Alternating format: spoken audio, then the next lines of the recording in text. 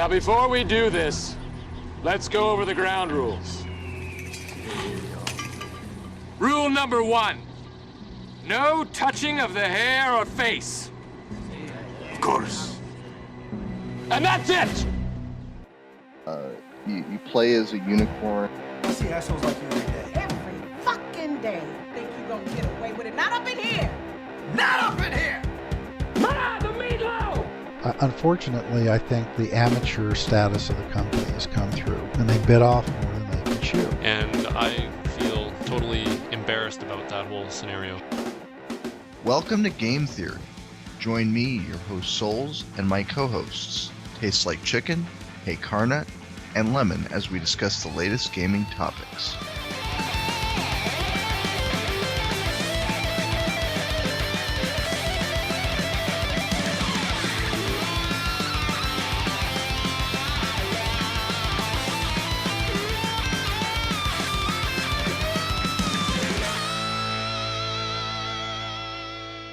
Oh no.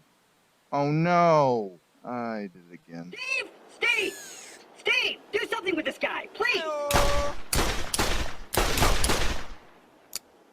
Hello everyone and welcome to GameTheoryCast number 15.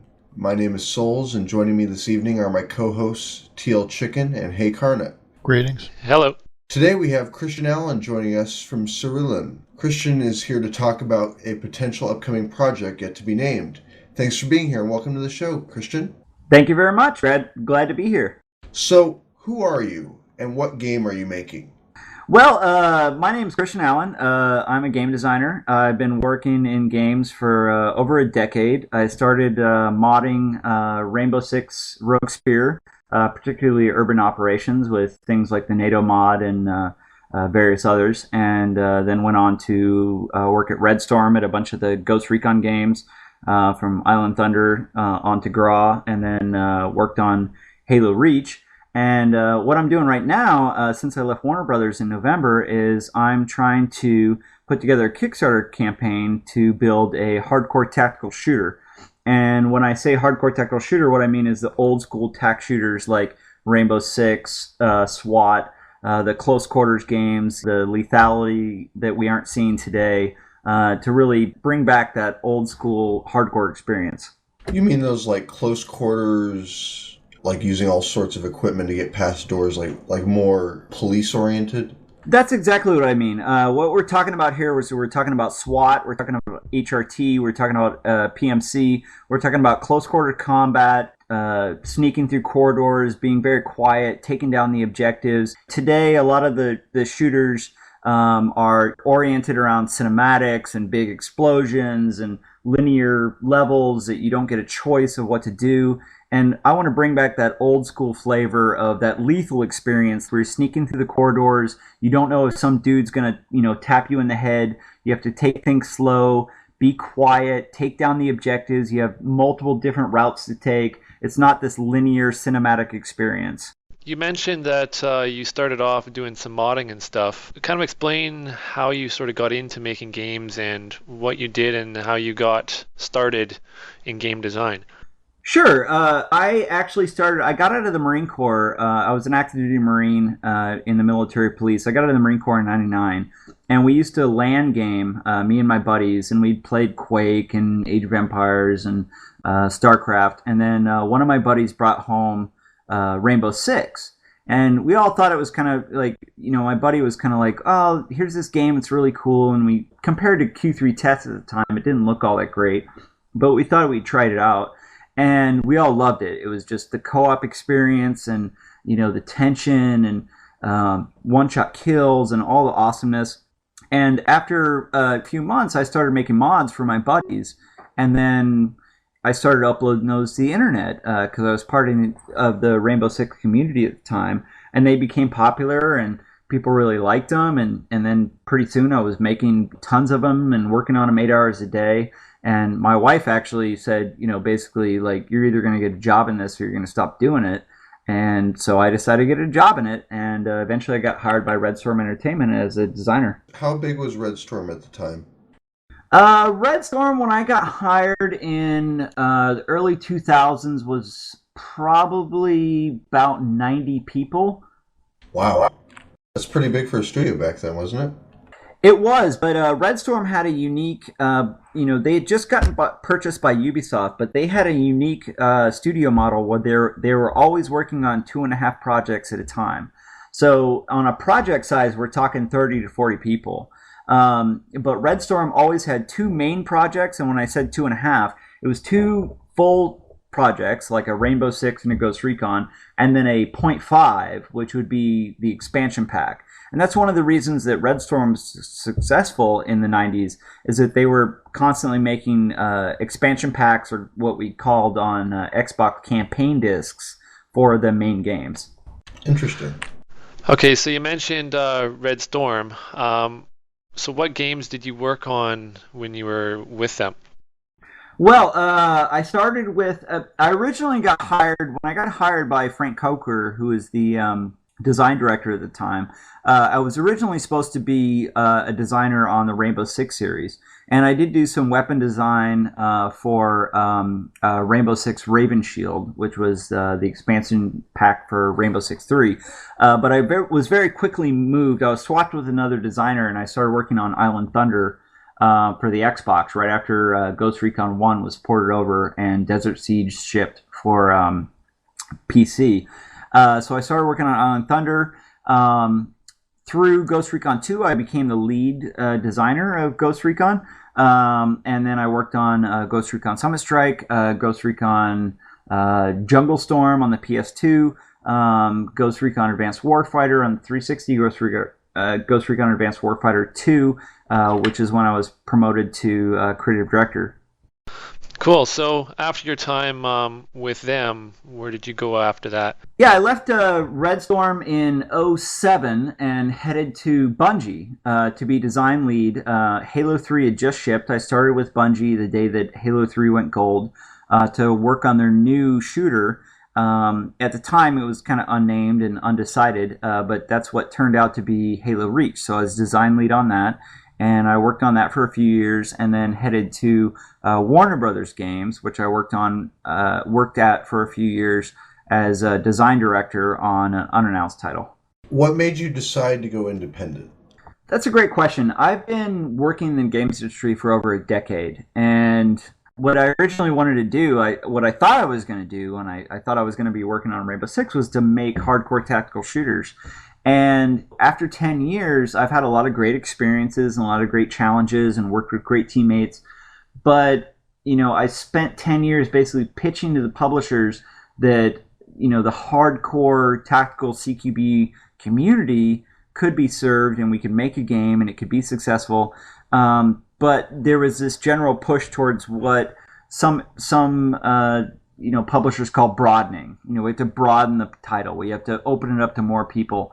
And newer markets. Yeah, exactly. New markets, make it for the younger audience. There was a big push in the, mid 2000s that console gamers really wanted simpler games.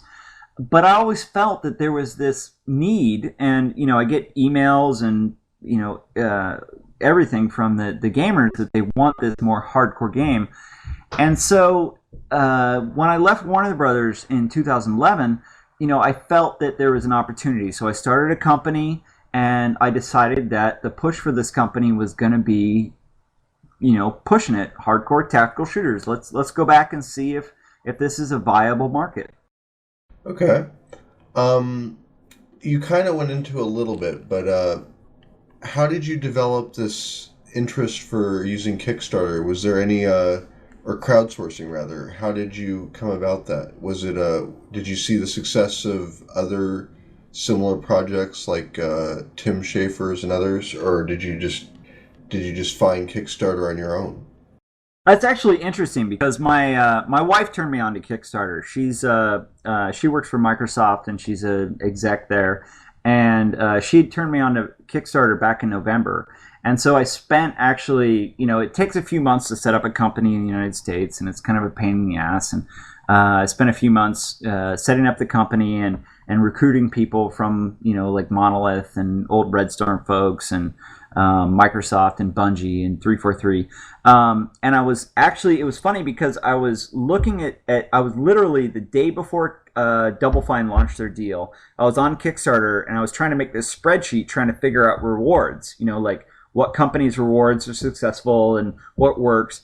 And I'd always been wary about Kickstarter because I didn't think you could make enough money on Kickstarter to make a viable project. But literally the next day, I had rented this studio in Seattle and I was making this video, which was just like me and the lighting guy and this camera. And my wife called me and said, hey, you need to check out Kickstarter, and sent me the link. And I opened it up and, Double Fine had, made $600,000 in a day. And it was like, holy fuck, like maybe I need to move my plans up. I was planning on like, maybe a May launch. And so what Double Fine's success did was show me that if the fans are interested in it, then it will work. And so it caused me to push my plans up in that, I needed to move. I felt I needed to move quickly in order to get that interest going. But what's exciting about Kickstarter is that if it doesn't work, nobody loses. So, whereas, some studios in the past, they've tried to take, PayPal or whatever, but then you end up with $20,000, $30,000, and then you have all these people. And but if we can make our target, it's going to be able to prove to, investors that have wanted to give me money and want to give us money to make games. It's going to prove to them that this is a viable genre, that the tax shooter genre is real, and there's real people out there that want to make it happen. And if it doesn't work, then nobody's out anything. And maybe I was wrong, and I thought the tax shooter genre was, big enough to sustain a game, and I can learn my lessons from that. Cool. So getting back to the project, we'll just refer to it as the unnamed game at this point. They like to call it Game X on my forums. Game X works. So what's it going to be about? Can you give us a few examples of other games that might have some similarities in them? Obviously, you're not going to copy a game completely, but can you draw some parallels with games that we've possibly played? Sure. There's not actually. It's very small subset of the games we're talking about. We're talking about the original Rainbow Six. We're talking about Rainbow Six Rogue Spear. We're talking about SWAT 4.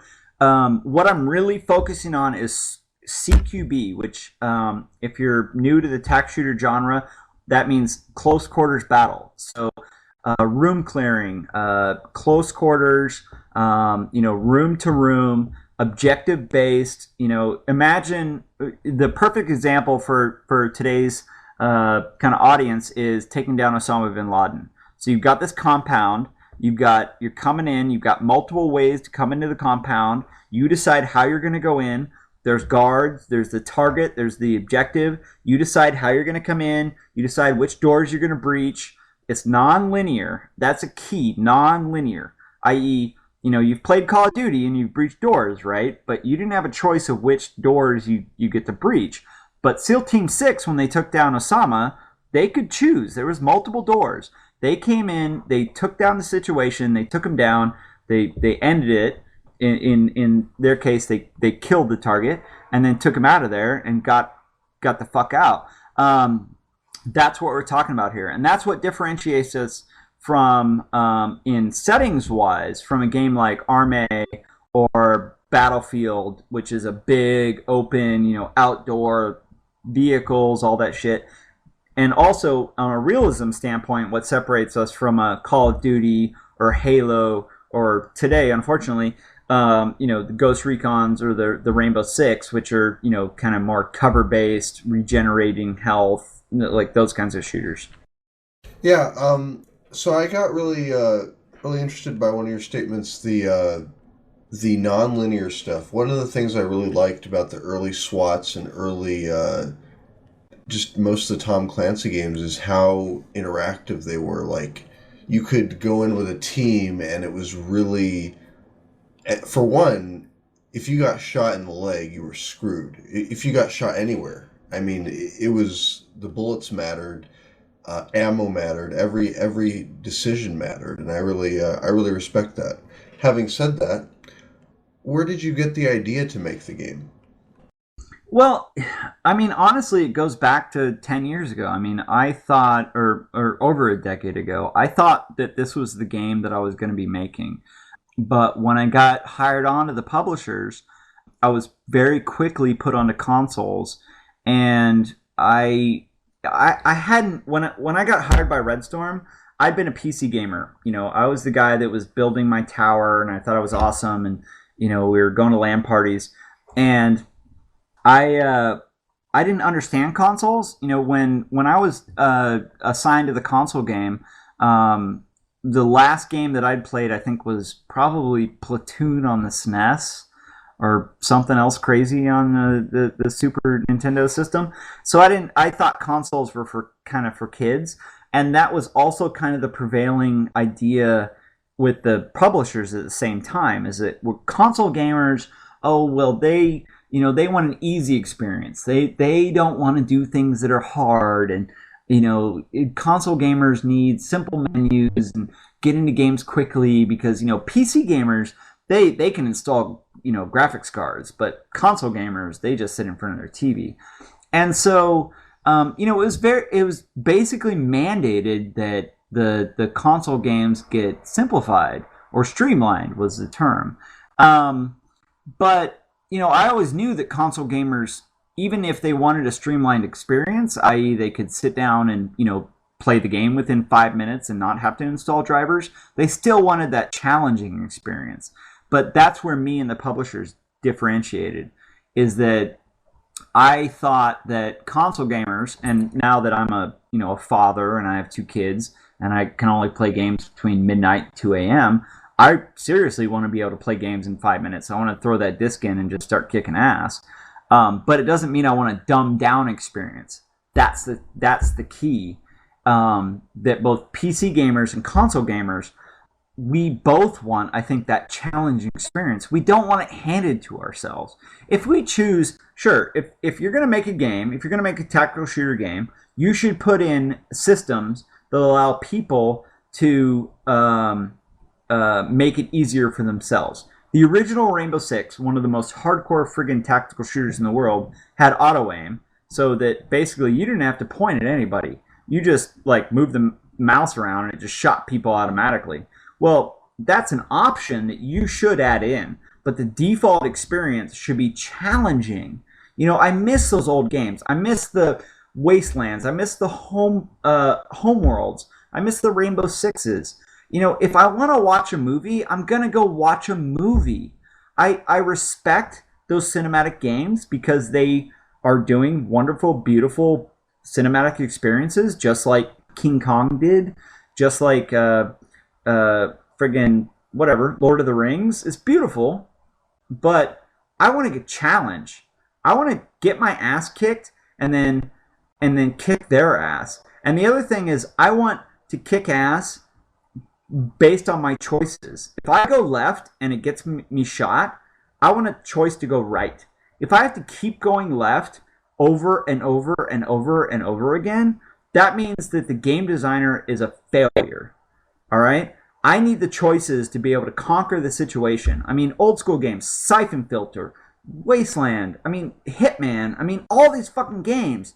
Give the players the god-darn choice. Sorry, I'm getting a little pissed off now, but that's how I feel, and that's what pisses me off about games these days. They're trying to make movies. Guess what, game designers? You're not fucking movie directors already. All right, well, you've definitely mentioned the ability to make choices in how you play out a certain level of a game. What other sort of features are you looking to throw into your project? That's a great question. I look back at the standard features. I look at, first thing for me, the biggest thing for me is co-op. I've never made a game that's not co-op. And I feel that, as a game designer, and some people will disagree with me, but I feel that all good game design flows out of co-op. So if you look at Ghost Recon, if you look at Rainbow Six, even if you're not a hardcore shooter, my apologies to Halo gamers. If you're not a hardcore tac shooter, look at Halo. And if you make good co-op systems, single player will flow out of that, multiplayer adversarial will flow out of that. If you make good co-op first, that's what's going to support the game. So co-op is a number one thing for me. I've never worked on a non-co-op game. Next, I think you need good accessibility systems. And what I mean by that is not what some publishers mean by accessibility, which means, a broad audience or 12-year-olds or, people that, play Fruit Ninjas. What I mean by that is you need to be able to get into the game quickly and play the game. One of the downsides to the more old school games is they didn't take usability, or what we call UX in the industry, to account. You shouldn't have to install 1,500 drivers or, figure out 1,500 options. You should be able to, plug in that game and just play it. Because just because, you want a run and gun situation doesn't mean you're any more entitled to get into the game faster than someone who wants a tactical situation. We need to provide those tools. Lastly, I want to say that, I've gotten a lot of feedback from the hardcore gamers, including like the MLG community, who's interested in more of the competitive aspects. And so we should put those tools in place for the competitive gamers and the hardcore gamers to really set those rules for themselves. I'm a big fan of allowing players, if you've ever played GRA multiplayer on console, you know that you have a full plethora of options on the console how to control your game. Same if you're a Halo gamer, same thing. If you played Halo Reach and you go into console, there's lots of different options for you to control how your game plays. I'm not a fan of, I'm a game designer, you need to play the way I want to play. I'm a fan of, I'm a game designer, how can I figure out ways for you to control the way that you want to play? Because I think that's how games just take off. And I could be wrong, and some people tell me I'm wrong, but I believe in gamers. Cool.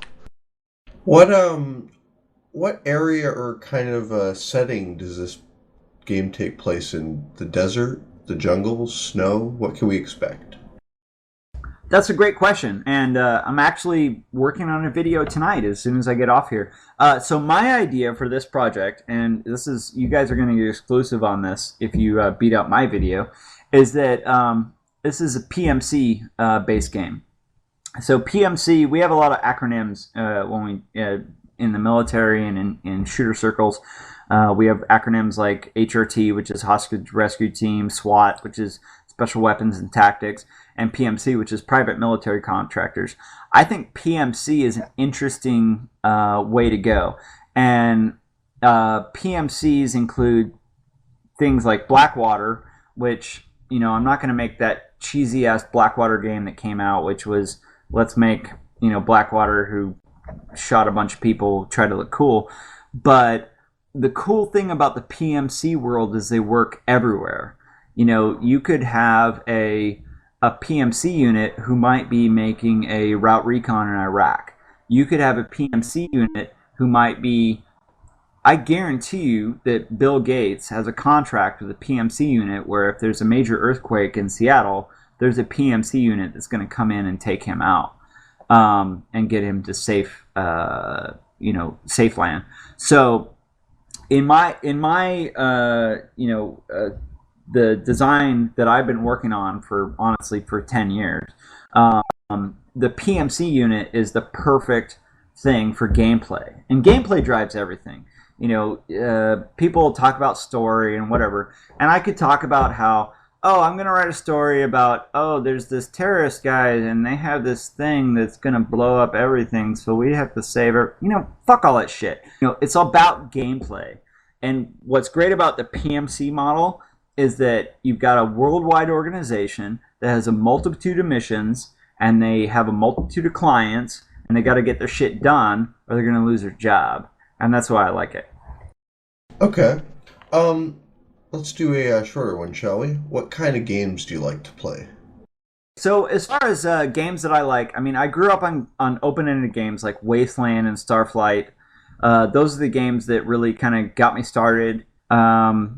If you look at games that influenced me, you're looking at Wasteland, you're looking at Starflight. We're talking about early 90s games. Mech Warrior, actually before that, BattleTech, Crescent Hawk's Inception, old school, non-linear, hardcore PC games that didn't give a fuck. They were just awesome games.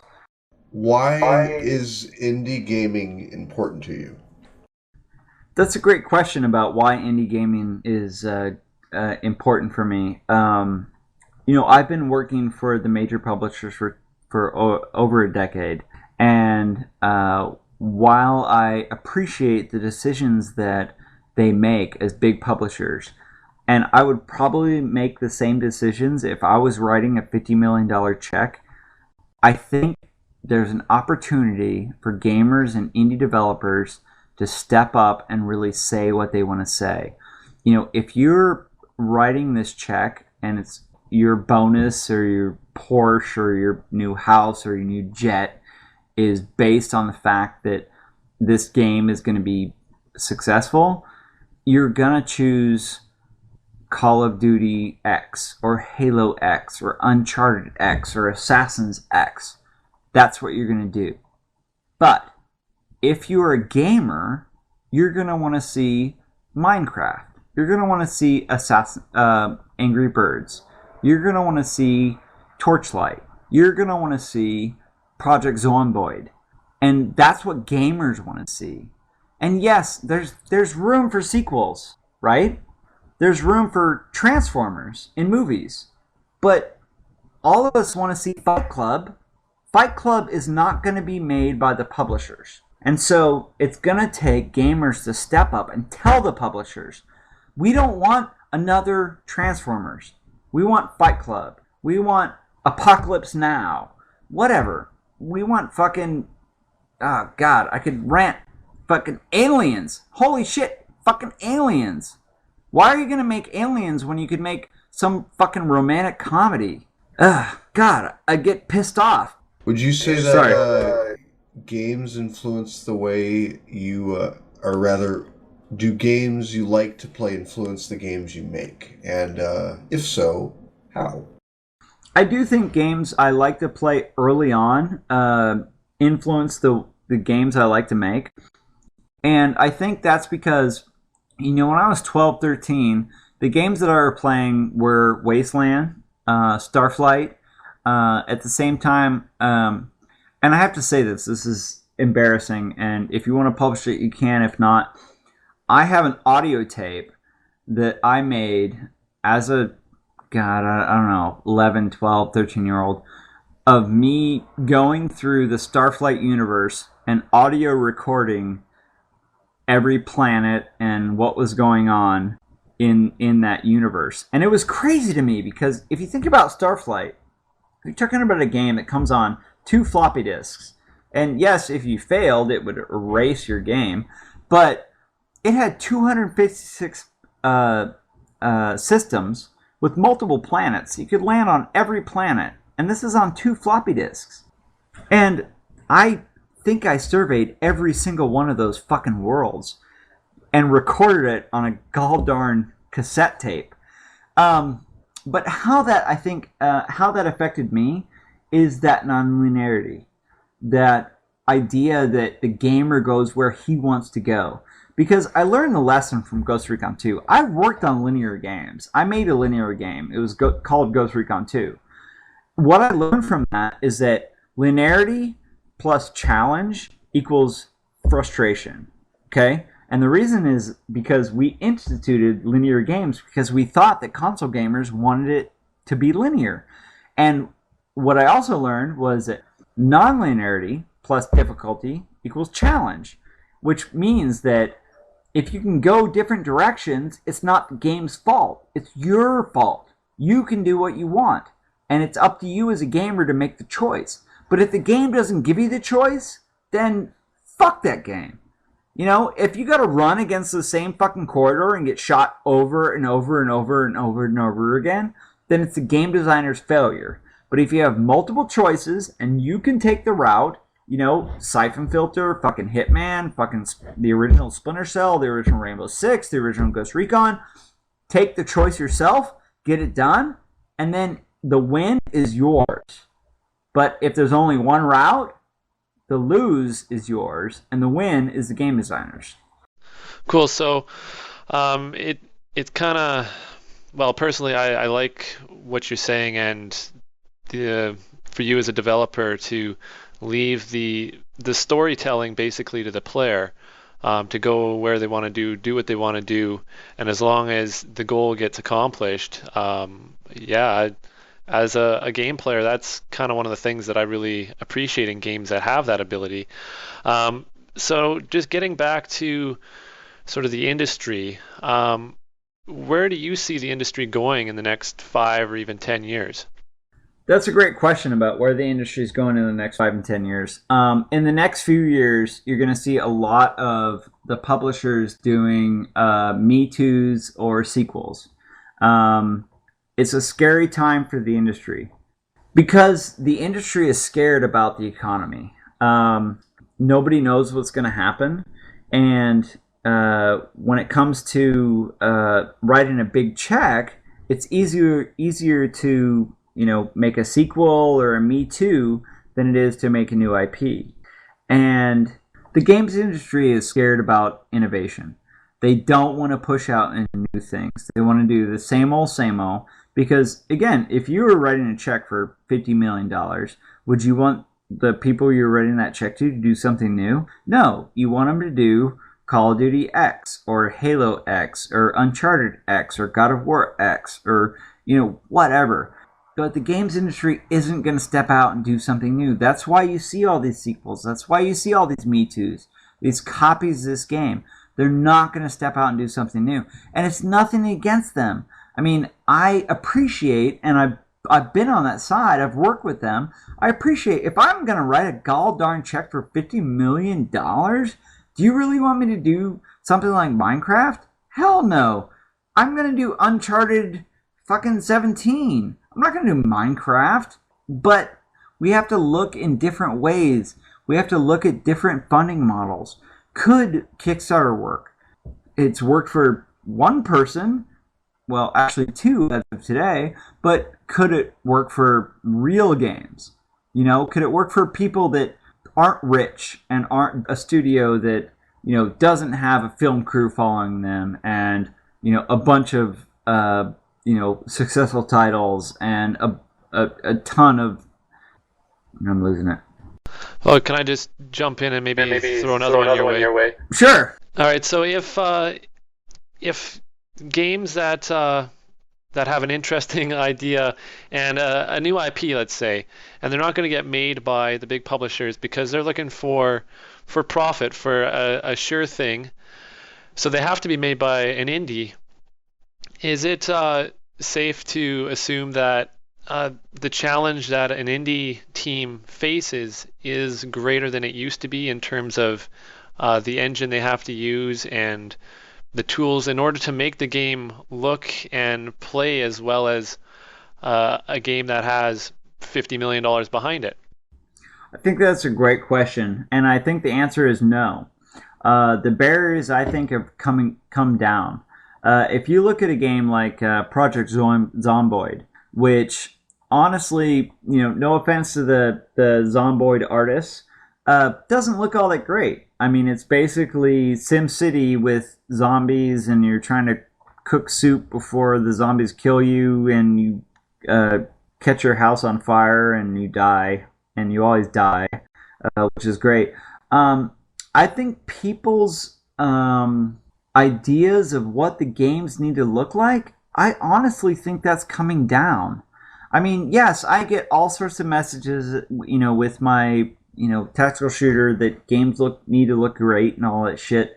But I honestly don't think that's true. I mean, people love Project Zomboid. People love Minecraft. I mean, both of those games look not all that hot. If you're comparing poly counts or the stupid shit that you would apply when it comes to a Call of Duty or a Battlefield. But today, I think that people are starting to recognize that gameplay counts. Angry Birds, yes, doesn't look as good as fucking Call of Duty, but Angry Birds is fucking fun as hell. And Minecraft doesn't look as good as anything. But guess what? Minecraft is fucking fun as hell.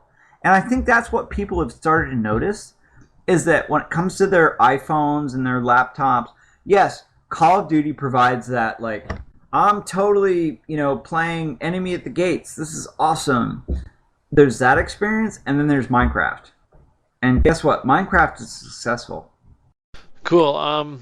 And getting back to the game, this is one question that I forgot to throw in there when we were talking sort of about similar topics. But when in your game, it sounds like you want to bring the ability as a player to feel like a true badass in the game, but you also want to make it real in that there are real challenges and even dangers for your character. Can you maybe elaborate on that? Sure, that's a great question. One of the things that I learned when I was working on Ghost Recon is that the things that we do in video games for elite military characters is that we dumb shit down. And it's not actually a problem with the game development. When we were doing motion capture for Ghost Recon 2, the SF soldiers from the SEER school in North Carolina that we hired to do mocap, their motions were so fast that when they reloaded the M4, it was too fast for the mocap cameras to capture. So they reloaded so fast that the cameras couldn't pick it up. And if you put that into a game, that would seem to be unrealistic, because your guys would be reloading in a blur, and it would seem to be fake. So you have to kind of tone that thing down, which is what I call the perception of reality. But you have to look at all these various features, and you look at realism, and realism is cool, but you also have to balance fun with realism. I used to, when I give a GDC talk, I used to give this talk that when I was in the Guard in Arizona, and I was got deployed out to this nuclear power plant in Arizona, and I was running across a field, and I stepped in a gopher hole, and I broke my ankle. And that's totally realistic, that you'd just be running across what looked to you as completely flat ground, and you broke your ankle. But not too fun and not too fair. And one of the things video games have to be is fair. So you have to balance that realism and that perception of reality and that fairness, and bring it all together into a gameplay experience and make it a fun gameplay experience.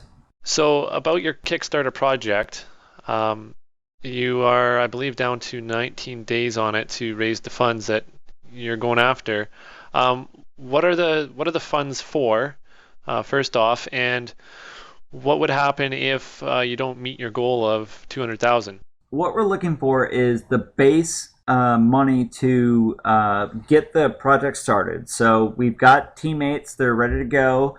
We've got programmers, we've got artists, we got people ready to go. And in addition, we have investors. And let me be clear, when I say investors, I don't mean publishers. This has been a confusion on the internet. I've said this before, and people think when I say investors, they mean publishers. When I say investors, I mean private party people who just want to put money in and get money out. We're not talking about EA or Activision or Ubisoft or anybody like that. What this money is going to do is allow us to build to alpha, which will release to the the people that put in money into the project, and also show to investors that this is a reality thing, that hardcore tactical shooter is a real deal. I have a lot of investors that want to give me money right now to make mobile games for China, and that's great. I can take a paycheck and make mobile games for China, but if the fans want real games, hardcore tactical shooter, and not mobile games for China, well, this is their chance to show those investors that they're wrong and that there really is an investment in hardcore tactical shooters. If we don't make it, we'll see. It's an investment. It's an experiment, right? I've been telling publishers for 10 years that this is a viable market, that there's enough people out there that want to make this hardcore tactical shooter. Maybe I'm wrong. I could be wrong. The great thing about this is that if I'm wrong and there's only, whatever we had yesterday, 700 people that want this game, guess what? That's not a fucking viable market. Sorry if, I'm one of those 700 people, but sorry if there's only 700 people, then I'm not going to spend fucking $1.5 million to make this game. But if there is, and they step up and make themselves heard, then I can go to the publishers and show them that, guess what? Great, you can make this cinematic shooter, but guess what? We can also make this fucking awesome hardcore tactical shooter. And that's what I'm trying to do. So if people step up, great. If they don't, nobody loses any money. All I've lost is, what I spent so far on filming and a couple, few $1,000s out of my own freaking pocket. But it's up to them. And it's all in their hands. I can go back and make AAA games tomorrow. I've got job offers from the big publishers. I can go do that. That's great. Do you want this game? It's up to you. All right. Oh, sorry, Chicken. No, I was going to just touch on who you might have partnered with in order to do this game should it go ahead. Can you kind of just outline, I'm guessing you can't really say who the individuals are, but what sort of pedigree do your teammates have? Like, where do they come from? What sort of games have they worked on? That's a great question. So I do have multiple people that are have signed on to the studio. They are currently working at different game developers or different jobs and are waiting to see how this happens. So I can't give away who they are specifically because if this doesn't work out, I don't want to mess up their current job and give away that they were looking at different positions. But we're talking about people that first off, we're talking about an Army Ranger. He's about to retire in the next few weeks. My background is in the Marine Corps and Army Guard and Air Guard, and I've had lots of experience with the military. But this guy's a combat vet, which I am not, and have never claimed to be. This guy's served multiple tours in Iraq and Afghanistan. And he's been there and done that, and he's also worked with games for the past few years, so he knows his shit. We're talking about producers from Monolith who worked on games like Fear and Condemned and Blood, 10 years of experience. We're talking about developers from Surreal and Monolith, and I gotta give a shout out to Vic DeLeon, who was, from 343 and Bungie, who has already volunteered to make a multiplayer level for this game. I got to talk to people from Red Storm, and I'm talking old school Red Storm. We're talking about, original Rainbow Six, original, people that built levels for those games. We're talking about people from Surreal, from Draken, from Suffering, people from Microsoft. That did business management for Connect. We're talking about people that are business managers from Alaska who start multimedia companies that in Alaska. We've got a lot of people that really want to make this work, but the thing is, we're all indie, right? So we can't. I'm putting my neck out, and I can't put anybody else's neck out right now. So it's up to you. If you want it made, I got the people to make it. We'll get it done. Cool. So it sounds like you have not just amateur people that are looking to get into the industry, but people that have been there and made big name games and have a lot of clout behind them. Oh yeah, I mean, I have to say I've gotten a lot of interest over the last two weeks with the project starter. I've gotten a lot of resumes. I've got a lot of students. I mean, I'm constantly lecture at the various different colleges, so I've got a lot of student interviews. But my core team is, nobody in my core team has less than 8 years experience in the games industry. Cool. So it sounds like this could be a very well done game. So let's hope it gets the chance to get that far. If you couldn't do this on your own, if the indie route doesn't completely work for you, would you be willing to take your proposal of a game and maybe go shopping for somebody to publish it? That's a possibility. The challenge there is that, I've been shopping this idea around with the games industry for quite a few years. And, I've even gotten, I've had discussions with top tier heads of game publishers where it was like, oh, if your current game is successful, if you get a 95 plus in your current game, then we'll let you just make this game out in the corner and, we'll pay, whatever, the few $1,000,000 to make it happen. So, we might try that route, but really this is an experiment. If it makes it, even if it doesn't make it all the way, if it at least shows enough interest for me to go to private investors and say, look, this is the route to go. In the next few years, publishers are not going to take risks. They can't, right? The economy's still in the toilet. Everything's still, going weird. Nobody knows what the next generation consoles are going. The publishers can't take risks. They have to play it safe. And so I don't think you're going to see anything like this in the next few years unless the fans step up and make it happen. I just wanted to thank you, Christian, for being with us, and also my co-hosts, Rob and Chicken. But first I wanted to say thank you again to Christian. No problem. Happy to be here. Enjoy your guys' podcast, and sorry if I ramble on. I get a little bit passionate about games and drinking some beers and kicking some ass. No worries, man. Thank you, Chicken. Hey, no problem. I just want to put a plug out for Christian. The website is Serellan.com. That's SERELLAN.com. You can go there. You have all his contact info and a link to the Kickstarter page. And last but not least, thank you, Rob. Yeah, again, sorry for being so talkative. Of course. That's it for us. Join us next few weeks for another edition of Game Theory. So anyway, we're between banks right now. Just make those checks out to cash. Cave Johnson, we're done here.